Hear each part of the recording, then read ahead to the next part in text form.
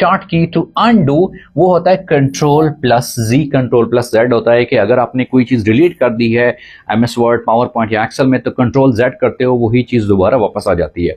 इसी तरह से अगर कॉपी करने का हो तो उसके लिए बेटा कंट्रोल प्लस सी होता है, कंट्रोल प्लस सी कॉपी करने के लिए, और इसी तरह से उसको पेस्ट करने के लिए कंट्रोल वी, वो होता है कंट्रोल प्लस वी, और किसी चीज को प्रिंट करने के लिए शॉर्टकट की इस्तेमाल होती है control P, control plus P. और अगर पूरा जो एक पैराग्राफ होता है एमएस वर्ड के अंदर या पावर पॉइंट के अंदर, उस पूरे चीज को सिलेक्ट करने के लिए हो रहा तो कंट्रोल ए इस्तेमाल करते हैं शॉर्टकट की। ठीक है, कंट्रोल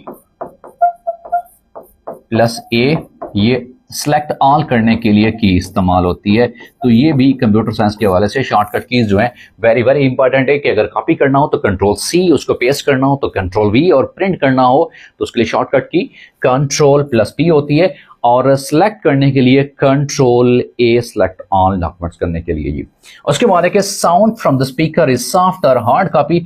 जो साउंड होती है, आवाज होती है, मोस्टली हमें जो सुनाई देती है, क्योंकि जो हार्ड फॉर्म वो होती है उसकी कोई ना कोई फिजिकल शक्ल हो जिसको कम से कम टच किया जा सकता हो, उसे कहते हैं output in the form of the hard copy. लेकिन ये जो है साउंड याद रखिएगा ये सॉफ्ट कॉपी है। तो कंप्यूटर के रेलेवेंट ये सवाल था।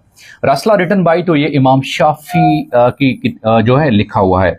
उसके बाद के grandfather name of Boris Johnson जो कि यूके से रेलेवेंट हैं, उनके ग्रैंडफादर का नाम क्या है?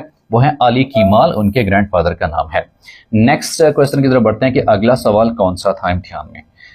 The next question is synonym of withdraw is, withdraw का सिनोनिम क्या होता है? कि रिमूव कर लेना, विथड्रॉ कर लेना। तो इंग्लिश के हवाले से ये सवाल भी पूछा हुआ था।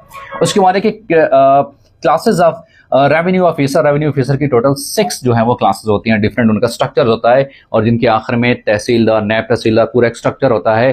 तो उस हवाले से उनकी जॉब डिस्क्रिप्शन के हवाले से पूरा एक जॉब डिस्क्रिप्शन जो है वो डिटेल से बयान की जाती है। तो सवाल पूछा हुआ था कि कितनी रेवेन्यू ऑफिसर की जो क्लासेस होती हैं ओवरऑल, वो 6 होती हैं बेटा। उसके बाद है कि number of इंटीरियम constitution of Pakistan. तो पाकिस्तान में इंटीरियम जो कॉन्स्टिट्यूशन था सिर्फ एक ही दफा बना था, वो था 1972 में, और इंटीरियम कॉन्स्टिट्यूशन सिर्फ एक दफा ही ये राइज हुआ था। और किस वक्त हुआ था? जब जुल्फकार अली भुट्टो साहब थे, ज़ेड भुट्टो साहब का एरा था, तो उस वक्त ये इंटीरियम कॉन्स्टिट्यूशन बना था, क्योंकि इससे पहले वाला कॉन्स्टिट्यूशन तो खत्म हो चुका था, तो नया कॉन्स्टिट्यूशन भी बनना था। तो एक इंटीरियम कॉन्स्टिट्यूशन सिर्फ एक ही था 1972 में, और वो ज़ेड भुट्टो यानी जुल्फकार अली भुट्टो साहब के दौरे हुकूमत में ये हुआ था।